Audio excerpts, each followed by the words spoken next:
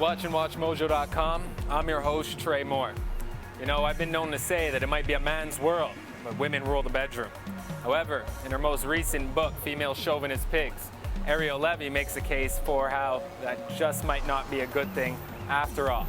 She documents the rise of what she calls Rant culture, basically women using their bodies and their sexualities as a tool of empowerment.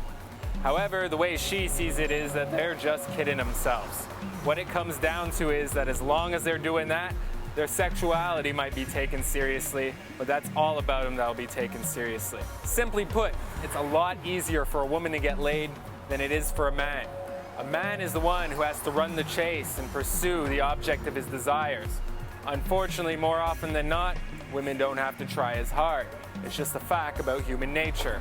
Men want it more. It's a case of supply and demand, and there's much more of a demand than there is of a supply. However, what does that mean for women who are trying to find equality vis-a-vis men and be on par with them? Well, it means that there's simply no easy way out. If women actually want to get to a place in society where they're going to be considered the equals of men, then they're going to have to do it in a way that men do it. Now, of course, you might argue that a woman isn't a man, and no, she isn't.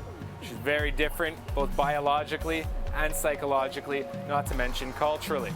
Nature and nurture has caused a lot of tension between the two of them, as we have different natures and different nurture experiences. How does this translate into sexual politics? Well, think of it this way. What if the playing field is just like a hunting ground? Well, in that case, there's no equality for women if they just make themselves a very attractive piece of prey. Thus far, men have been behaving like the predators. They've been chasing down the objects of their desire. And if women actually want to reach a point in society and on the level of sexual politics where they feel and are represented as men's equal, then they're going to have to turn that around and become the hunter rather than the hunted.